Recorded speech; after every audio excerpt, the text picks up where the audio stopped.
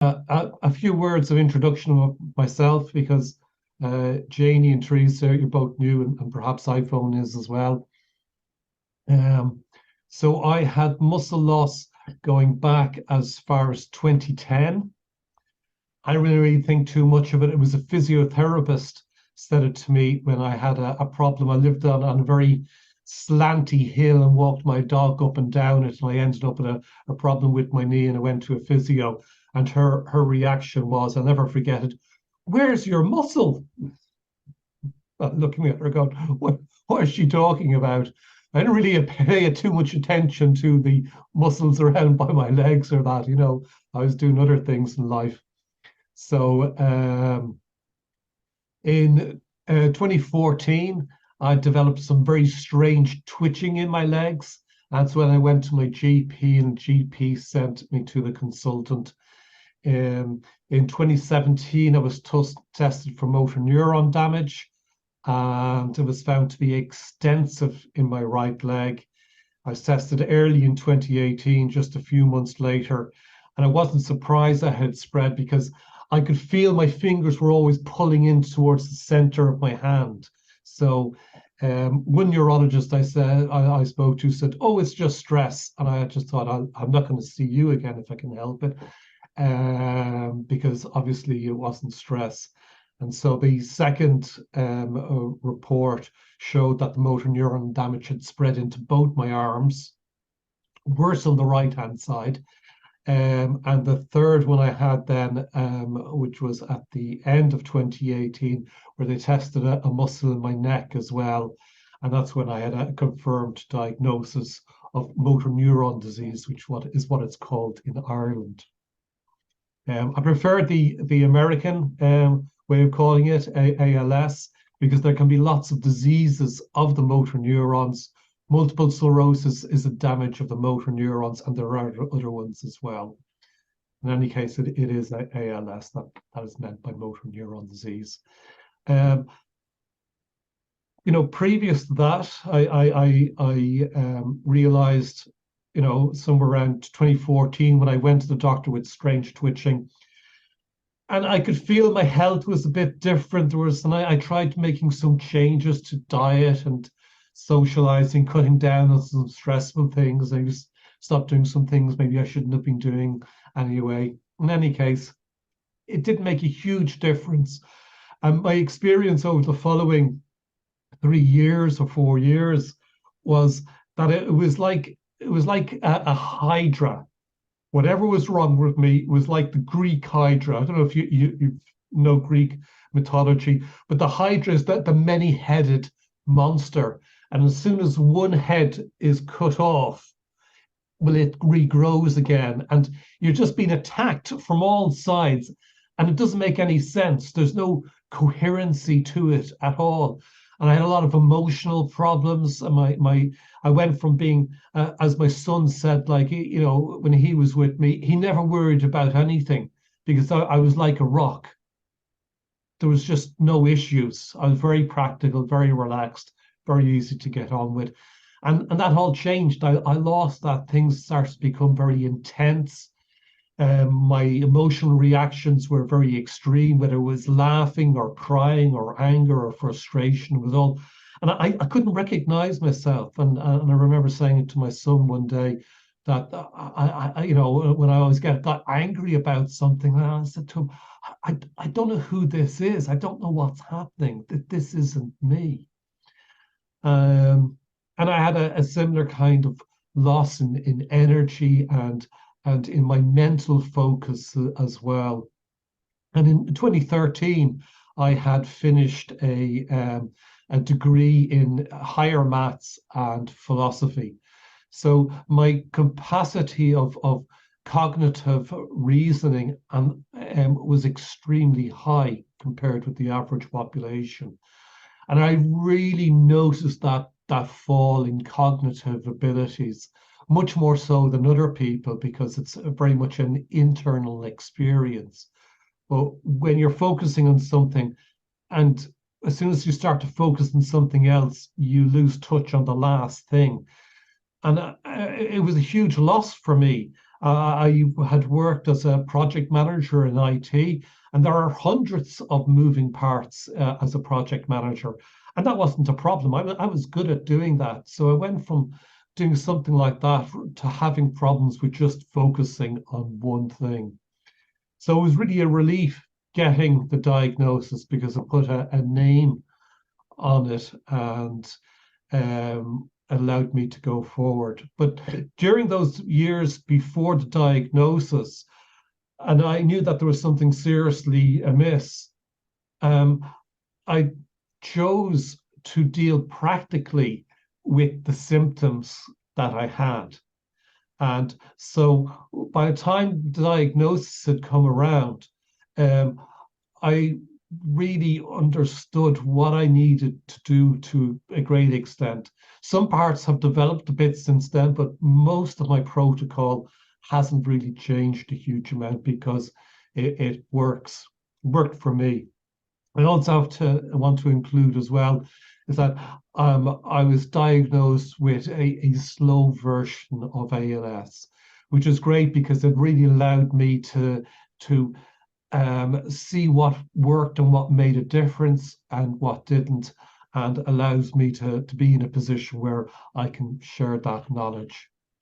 Um, and Susan, great to see you on. You're very welcome as well. So I'm going to present to you over the next, 11 weeks, different pieces of that protocol, the practical aspects of it. So the equipment, exercises, the supplements, and hopefully that you can use some of this knowledge to support yourself. And, the work that I do isn't a support to cure ALS. I don't know how to cure ALS. It's a support to be healthier physically, emotionally, mentally, in all profound ways of your life, to be healthier and to be so healthy that the illness isn't causing damage that it was causing, and that slowly with this healthier approach that you can actually recover some of your health. And you can recover some of your health. You've probably had the experience of getting a bit worse, then stopping for a while, sometimes improving a little bit and getting worse again. So it's not a straight line of decline. We have fluctuations in it. And I realized that before diagnosis, and was one of the reasons why diagnosis wasn't the worst thing, because I knew I could affect the trajectory of the illness. So what I need to do is enough things which are healthy, enough things which are the right things to do. And well, none of us can actually do more than that. So that has been my focus, is to do the right thing. And what I'm going to introduce to you tonight is a piece of equipment called the Chi machine. I have a Chi machine for over 20 years. It's the same one. I haven't changed it. At that time, there was really only one Chi machine in the market, which is the Sun Acorn machine. But there are lots of machines now available. I don't think there's a huge difference between them. So you can kind of get whichever one suits you. It varies a little bit as to where you are in the world. They weigh a good few kilos, at least my one does. Maybe the newer ones are lighter. And they're very, very simple machine. So I'm going to play a few bits of video as well, so hopefully you're able to see. So actually, we'll do that now. Natalia, you're very welcome. Now, let's see. This is the right tab. Good to see you. Is this the right one? I think. Yeah. Okay, this is a report on the Chi machine. Okay, we'll start a little bit of his. If you can't see this, of what I'm showing you, let me know. Okay. So we have here video of a person lying down with the Chi machine. demonstrating it, and there's a man explaining it. I'm not too sure who the man is. And this is a slightly different machine from the one I have. And the timer is different on it. They have 30 minutes on their timer. My timer only has 15 minutes. But the very simple pieces of equipment, as you can see, she's lying down. It looks like on some carpet, and that is actually important. Because the chi machine, if it's on something that's slippy, then the chi machine itself will move, or your body will actually move whilst it's wriggling. And so you actually need to be on somewhere like a yoga mat. That will be fine as well. I have a very thick yoga mat. That's fine. Some people do it on the bed, and what happens is that the bed will absorb a lot of the movement, and really we want the body to move as much as possible. So on a yoga mat, it's perfect, or on a carpeted floor. But for some people, the body is too skinny, there's too much muscle loss, or it's a big problem to get down onto the floor and to get up again. People are at their own level of ability with this. And I'll talk through the different options as we go along. So in this video, what they're showing is the person lying down. As you can see, the feet above the ankles are held in two cups. And basically, there's a movement which moves the ankles, moves the feet back and forth about 3 or 4 inches. And it does that, varies from one machine to another slightly, around 140 times a minute, which is a cardio measurement of fitness. If you're using the cardio workout, that's happening at around 140 beats per minute. So it's taking that measurement from there.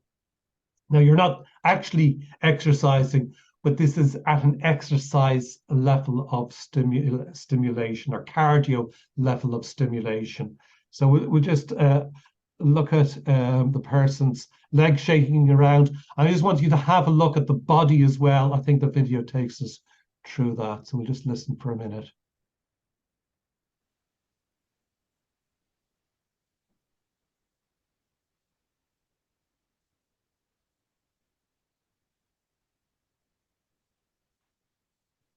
Okay, can somebody just confirm to me in the chat or by waving the hand that you can hear what the video is saying?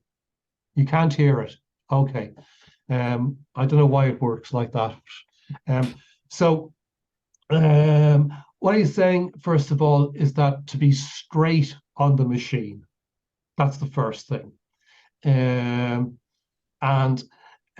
he's going to demonstrate in a second different positions that you can have the arms in. It doesn't just have to be palms straight down. I tend to have my palms facing the sides of my body when I'm having my palms down beside my hips. I have the palms facing in because this is the most natural position for the shoulders to be at. If you're having palms down, then you have a rotation in the shoulders. So to have them completely naturally straight, it's palms to the sides of the body. And you can see, hopefully, that all the way up her body is not just the feet that are shaking, but actually her head is shaking as well. So this movement is going all the way up the spine. And it's like, when you're young and you had a piece of rope and you held one end of it and the other end was fixed and you moved it up and down, you'd get this movement going through the piece of rope like a snake, this movement of oscillation.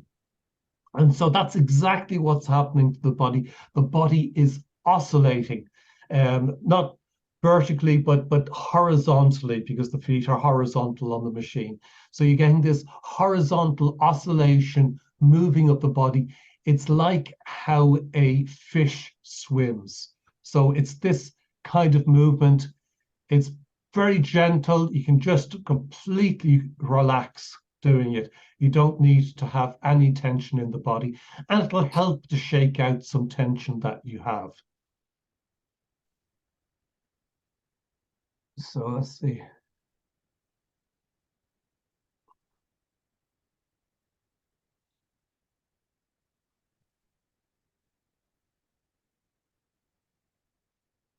So he's saying that this is good for constipation, which it really is. Really helps my keep my bowels, and the stomach issues I have from the other illness are quite severe, and it really helps to keep all my gut much healthier. They say it helps with mood and lots of things. Um, I'll put this just whilst I'm thinking about it. I'll put it into the chat. Um, so that you have it for later.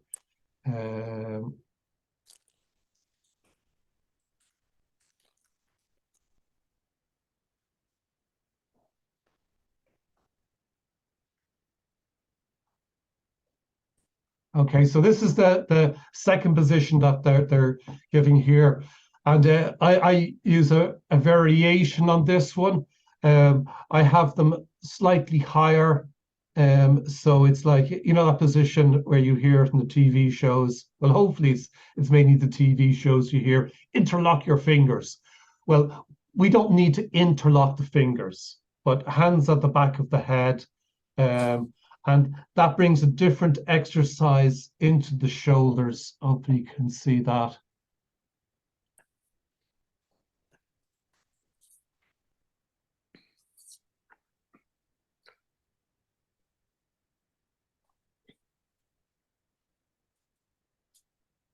So you can see this is the third position that they give.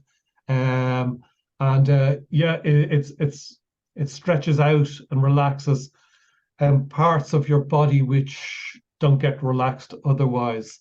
And also you mightn't realize it, but your lungs actually go from, you know, the back of your tummy, back of your stomach, into your shoulders. Your lungs, in terms of size, are the biggest organ in your body, or they should be anyway.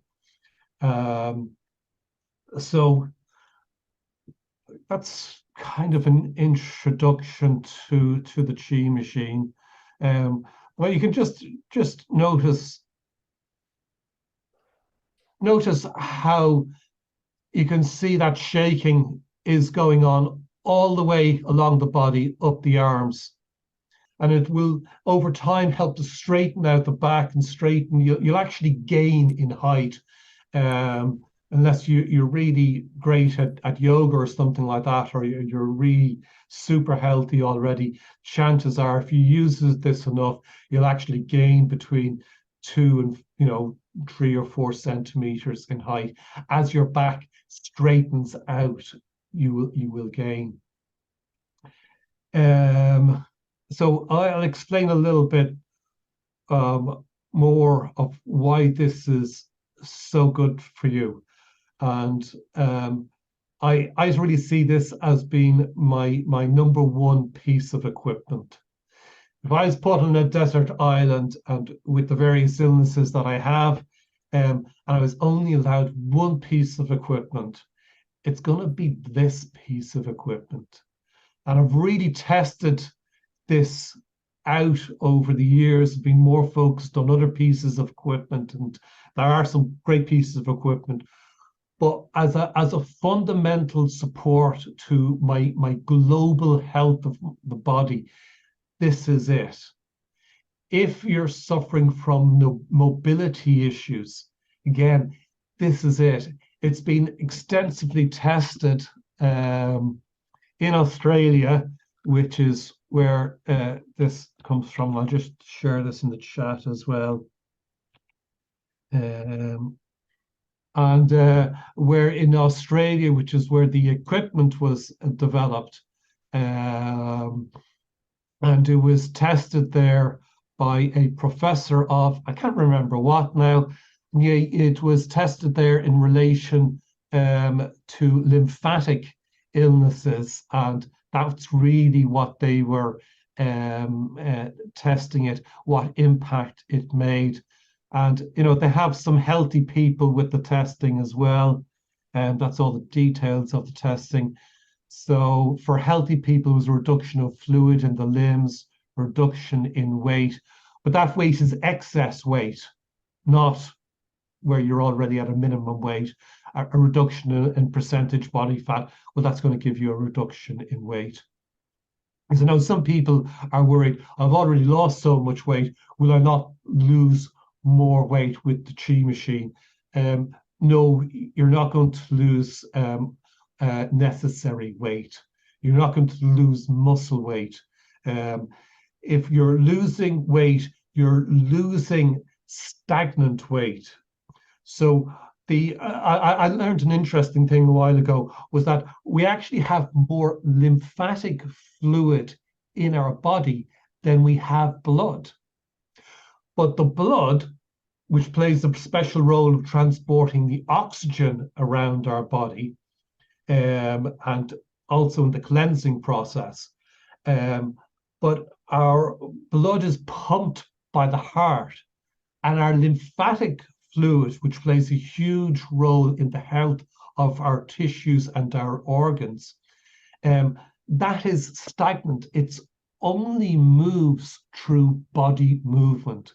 So if we don't have much body movement going on, whether we have illness or not, we don't have much body movement going on, then we have a lymphatic buildup, which, if we don't have the lymphatic buildup, we're going to be in a healthier state. And that's the point of everything I do for combating ALS, is to have body and mind and emotions in a healthier state. And this is my number one piece of equipment to be in a healthier state. So this wasn't for people with ALS, this is for people with venous, sorry, I can't even pronounce that, with lymphatic conditions. So they have extra weight, extra circumference on them. And really that's what they're examining in it. So yeah, just really to show you that it is actually a research piece of equipment. Some of the claims that are made for it by people like the one whose video I was showing you, they are not scientifically based claims, but they're claims that are made by people saying how they felt afterwards, or improvements that people found in various symptoms in their life. For me, one of them was the improvement in gut function, absolute huge improvement in gut function. And people find it improves other functions as well. I find that if I stop using it, I start using it again for a few days, I find the first couple of days, because I use it, and somebody asked me there for how long, I use it for 15 minutes a day. You can use it longer, you can use it twice a day, and it depends on how you're using it as well. If you're using it lying on a carpet or a yoga mat, so the vibrations, the oscillations are really moving through your body, then 15 minutes a day, or 15 minutes, 10 to 15 minutes twice a day is probably enough. If you're using it lying on a bed, then the bed will absorb a lot of those oscillations, so you can use it twice as much. And in using it, the customary way to start using it is by starting it at 2 or 3 minutes and slowly increasing that on a daily or every 2 days. And you'll feel it, you'll feel the effect. Very often, not always, but very often, people feel a sense of their body being energized and having a feeling of waves of energy moving through the body. This may well be the lymphatic system that is in use, that has been stimulated. So I'll just explain that. Hello, Karen. It's good to have you here as well. So we know a little bit about the lymphatic system being spread throughout the body through its muscles and tissues, and even we don't know a lot about it, we're familiar with it. So in recent years, they've discovered a similar kind of system in the central nervous system. And so they call it something similar. They call it the glymphatic system. And so this system operates at night or when we're in a deep state of rest. And what happens is that the cerebrospinal fluid, it moves like a wave up and down through the spine and brain. It moves like a wave up and down. And I only came across that description recently because that's what it feels like sometimes when you finish a session on the chi machine. The body actually feels, you get this sensation of energy throughout the body. And this energy actually has this feeling of a wave, the sensation of a wave going up and down the body. So I don't know that it definitely stimulates the glymphatic system, but it certainly feels like it does. And if we understand this movement of oscillation going through the body, it's logical, it's rational to expect that the glymphatic system, that the cerebral spinal fluid, is also being moved like this as well. So the chances are highly likely that the cerebrospinal fluid is really being stimulated and you're getting this cleansing process in the spine, which, when we're talking about things that help our spine be healthy, this is the center of where the illness is going on, is taking place for us in the motor neurons, which are, the actual, nerve network going through the spine and out from the spine to all our muscles. So this is really where it starts. So getting this healthy is it's a great step forward. I don't know how to say it strongly enough. We can look at the sides of how the spine is stronger afterwards and having better movement and a better back and a better posture. And, there's all of those kind of things, but there's also this neurological element of stimulating the cerebrospinal fluid and getting more health there. So I can't overstate the importance of doing that. They say as well, they claim that in this movement that we have, that you get a massage, an internal massage of the organs inside the body as well, like the liver, the kidneys, the bowel, the heart, the lungs, that you have, because you have this movement going on inside it, you get this kind of massage, this stimulation of the different organs. Of course, if you have any injuries or anything like that with your spine or hips, you have to take a little bit care of that. If you have, which sometimes happens to me, is that my right calf would be cramping a lot. So if it's cramping a lot, if that's a problem you have, then you have to try and use the chi machine when cramping is at a minimum, because there's a good chance that this will make the cramping worse. The other option to take to do with it as well, for the cramping, is to use cannabis, because cannabis is really great for spasticity issues and cramping. And that's why it's one of the medications now which is used for multiple sclerosis. It's used for spasticity issues and multiple sclerosis. And why they don't do that for ALS, because there's the same type of spasticity issues. Anyway, and it's also used for another neurological illness. When you have the seizures and the whole body cramps up. I can't think of it now. The word has just gone. Epilepsy. Epilepsy. So cannabis is used as an epilepsy treatment as well. So it's already been used for neurological illnesses, and it's really, really good for reducing the spasticity. It's another subject, and we'll get to it another day. So yeah, if you have cramping going on, then you have to reduce your time or try and do some other things to reduce the cramping in the calf.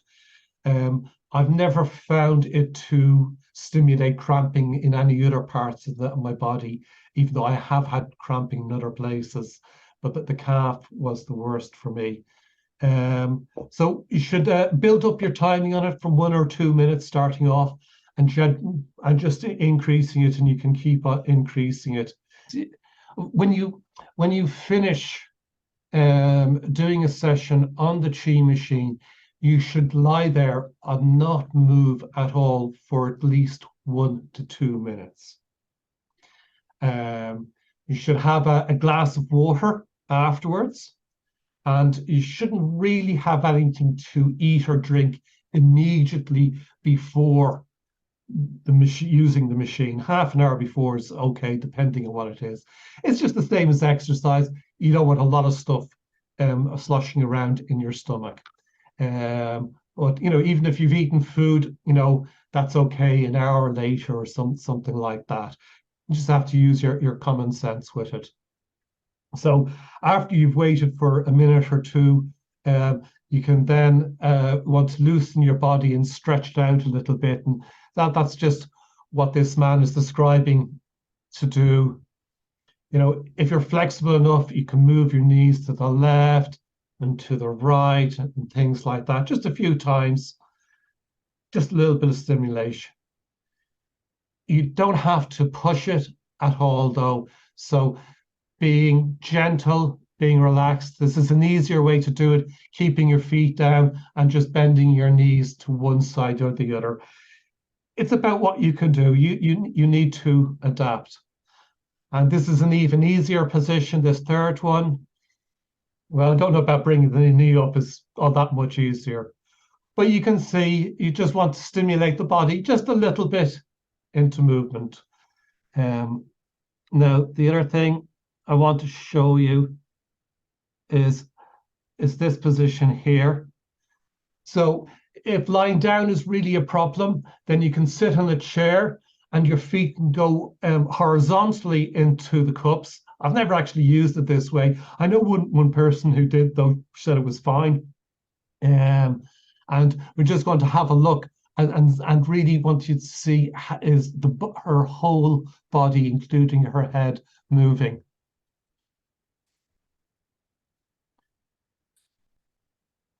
So I think you could see that her head, which she was actually looking down, which possibly isn't the best position.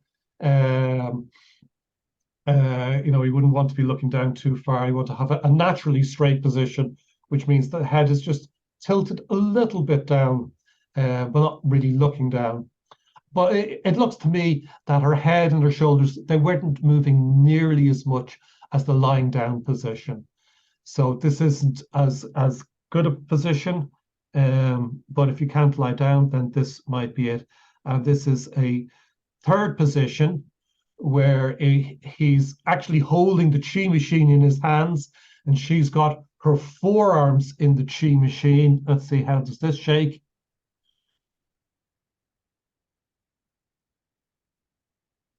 So you can see there's a bit of shaking going on there. It's not so good as the lying down position, and you need to get things set up for it. So these are alternatives. And let's see, on the lying down position, if you're using a bed, maybe you can have a yoga mat on the bed, so you roll onto the yoga mat, so that will stabilize the bed a little bit more, which is great. Or if you can shove a board under there, that's even better. If the chi machine is directly on the bed, then the chi machine is going to send some of its energy straight into the mattress. So some people put the chi machine on a board on the bed, or they put it on a seat at the end of the bed, on even a seat on a pile of books, and you put the chi machine, make a little tower, and you put the chi machine on that. Whatever you have to do, the important thing to do is to get this stimulation. And, by using it long term, you're going to be developing the health of your body. And there's no real demand in this to do that. I remember the one thing that was missing. One of the theories on what causes ALS is that some toxins or viruses or bacteria or something gets into the central nervous system, which shouldn't get in there. Now, the central nervous system is covered by the brain-blood barrier or the spinal barrier. And basically, it's completely it's separate from the rest of the body. There's no blood flow, there's no veins, there's nothing like that going through. It's separate from the rest of the body. And so this membrane or barrier is where everything passes in and out. And that's why any problems with the central nervous system inside there are from a medical point of view, very serious, very difficult problems, because it's very hard to actually get something through the membrane, because the membrane will only allow some things in. Now, why then possibly did it allow some things in and cause illness? Because the membrane may be damaged through injury for whatever reasons. There may be damage to the membrane, and for that reason, these foreign elements came in and started to cause problems. So the Chi machine, more than any other piece of equipment, will do more to repair that damage to the cell wall of the membrane than any other piece of equipment out there. In fact, it's not even really talked about because there isn't really anything there. But from a rational point of view, it makes a huge amount of sense. So it's one more reason. Some people use a vibration plate, which is, depending which one you get, can be quite an expensive piece of equipment. Especially ones that you find in gyms. And I was actually looked at somebody else's protocol who had used a vibration plate. And I wonder if that's like the Chi machine. And I didn't have a vibration plate, and I don't want to buy one, but I did have a Chi machine. So it got me onto the Chi machine and got me back into it. Now, we're going to look a little bit at the vibration machine, and then any questions you have, you can always type them into the chat. We'll have a few minutes for it at the end. The vibration machine is typically used in gyms, and typically people are standing on them. And when you're standing using those machines, the whole body is vibrating, and it's more of a challenge. People are often doing, exercise, doing it at the same time, or using weights, or doing some muscle strain, or, there's a whole bunch of, specialized exercises that people do with the vibration plate. The other thing that people do with the vibration plate is they sit on their seat and they put their feet on it, and it does the vibrations, and those vibrations go up the body. It is not the same as the Chi machine. I think the vibration plate, the speed of vibrations is a lot higher, or you have more options with that. They can be a lot more intense. It's a much more challenging, physically speaking, piece of equipment to use. So if you can get one, or if you have one, you want to try to use it at the lightest level, because we're not trying to train the body, we're stimulating health. So the objective we have is slightly different. We're not trying to train the body and make it a leaner, meaner machine. We're trying to make it a healthier, happier, more harmonious machine, right? And the the vibration plates can help with that, but we have to use them in the right way. So we'll take a look at a couple of videos of that now. Let's see. So you can see him shaking around quite a bit there. And so he's able to change the speed and the intensity of it as well. But it's standing up. So if standing up or your legs, if that's already a serious issue, then I don't know how good this kind of equipment is if you already have strong issues there. Um, and another one. So yeah, it's pretty much the same sort of thing. You know, you're slightly bending the knees and that, but this is real exercise that he's doing. So you can see how this will empower you. Muscles are shaking and being more challenged. I don't have I don't have a vibration plate, but you know, if I was really fit and healthy, yeah, this looks like really good kit to develop a lean, mean machine. Um, so uh, those. So that's the vibration plate. And I'll be honest with you, I haven't used it. It was somebody with ALS told me that they were using it because they could just put one underneath their feet, or they had one underneath their feet, and it was a far less intense version of that, using that equipment, than what you just saw in those two videos. I couldn't find a video of somebody doing it sitting in their chair. It would be nice to see how their body is shaking with that. Because once you're standing up, your legs are in, some of your muscles are in a state of tension because you're using your strength to actually stand. I believe we use 20% more energy standing than we do sitting. And if you're healthy enough to do that standing, that could be really good. I will get later on in the course, I will really get into approaches to exercise. But you know, the simple message is don't strain yourself. We're not trying to strain. We're not in developing muscles, which we will actually look at, is to use a method which does not involve strain. We don't need to strain our body to be healthier. We need to have healthier stimulations. It's a little bit different. My weight went down to 66 kilos. When was it? I think it was 3 years ago.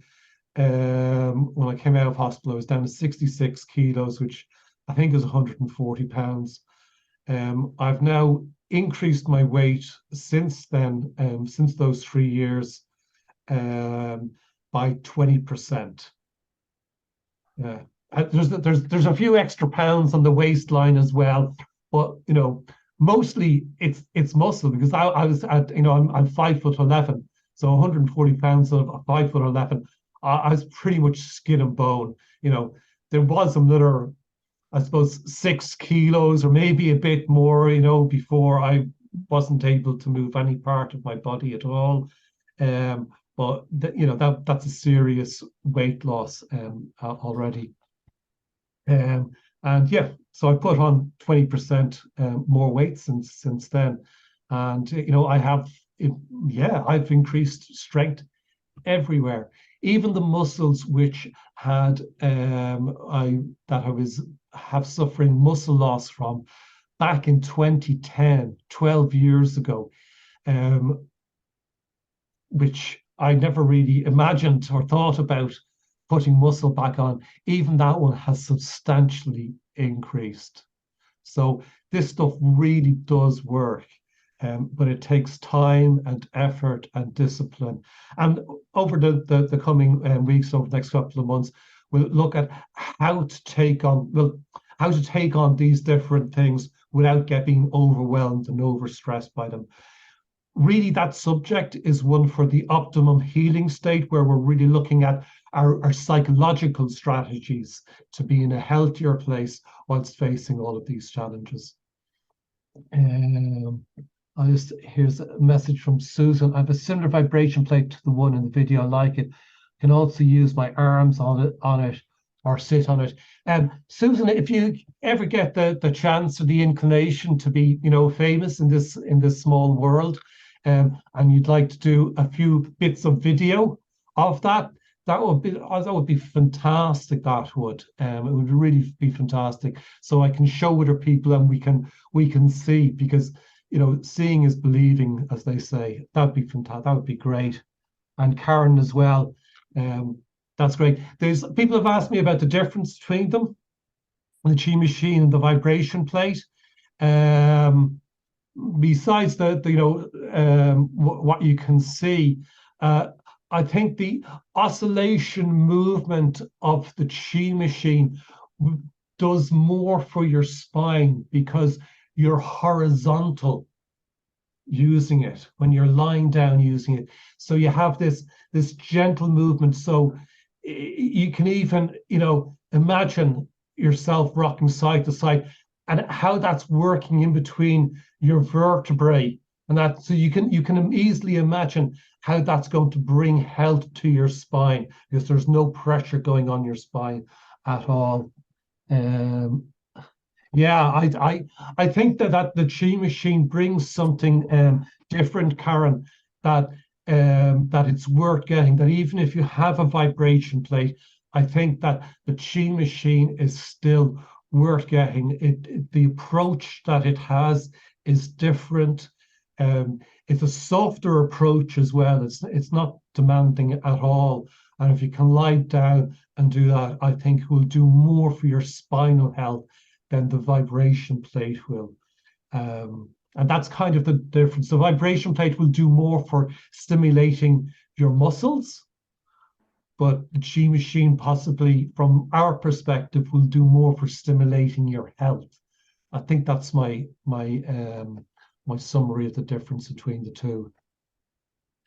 From Katya, I have the Chi Vitalizer. Thanks to your recommendation, I used it every evening before sleep. You can use it before sleep. If I use it before sleep, I can't sleep for 3 or 4 hours. That's great, like that you can. And that's why always you have to find out where you are with something, because we're all different human beings. So, how we're going to respond to a piece of equipment or a technique or a therapy is going to vary. When is the best time for us to do that? It's going to vary. How long can we do it for starting off? It's going to vary. And we just need to stay open and really treat the first 2 weeks or even longer of using a new piece of equipment as a learning curve, rather than, because sometimes we get into it, the expectation curve. Let's forget about the expectation curve. Let's just get into the learning curve, so we're learning to do it well. I have a weak diaphragm. It will definitely be helpful for your weak diaphragm. Definitely. And Joel and Susan mentioned about them. My diaphragm's getting weaker. I don't believe there's any harm to it either machine. Definitely not.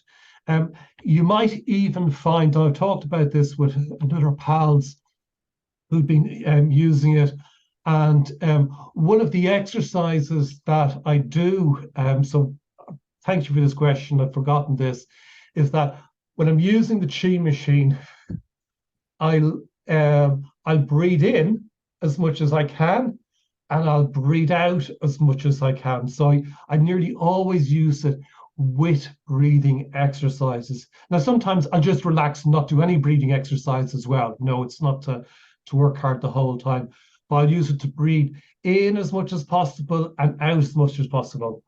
Because when you breathe in as much as possible, right, your body is moving. That air is compressing. You're compressing your lungs outwards. You're expanding them to their full. So that fullness is being moved, right? So that's going to be good for your lungs. It's going to be good for your respiratory muscles. And then the same, when you collapse that down, you're going to have that movement going on as well. So if you're then able to hold your breath, even if it's a count of 1 or 2 or a half or 5 or 10, if you want to do that and you can hold your breath for longer and let go of it for longer, that's a really good idea to do that as well, if you can do that. But it won't give your diaphragm a challenge. It's not taking your energy to lie there. So you're not being demanded on in terms of your diaphragm. Hello, Natalia, are you trying to talk? Hello? Sorry, I thought I was muted. Oh, okay, I'll mute you. So yeah, there's no problems on the diaphragm. Yes, use it and get into using this equipment every day. This is an everyday equipment. That's when you will support your body's health in the most solid way that you can. I think we're just up on the time. So does anybody have any questions or anything else? Or they can be broader questions as well. I don't mind. I just want to mention that I love my Chi machine a lot, and it really helps with my lower back pain. So it stretches my spine and really prevents, usually in the morning after not sleeping so comfortably, sometimes I get the low back pain, and it really, if I do it the day before, if I don't, sometimes I skip it, but I hate when I skip it. So it really helps. You can notice you're skipping it one time, you can notice that difference the next day. Exactly, yes. If I skip it, I feel the pain, feel the difference, especially in my low back. Besides other benefits, I'm sure I'm missing if I skip it. But that's great to hear, you know, that it has that much of an immediate effect on your health, because of course, if you don't have something like that, and then you've got, you know, added pain in on top of everything else. So this is why I say it's the best piece of equipment for global support of health. Yeah, that's for sure. Do you know why it's questioned? Do you know why it's recommended to start with only 2 or 3 minutes? Is that necessary? It is recommended. It's really a safety issue. It's just because I don't think anybody's injured themselves from starting off with 5 minutes or 10 minutes, but maybe there is, I don't know what, you know, it's just a precautionary, you know, or a cautious way of proceeding rather than jumping in. And then you just, if you don't see anything, feel anything bad happening, there's no reason to worry. You can increase it. But I think for me, I'm really sensitive to it. I found out that some of the other people with ALS were doing it for more time than I was at one stage.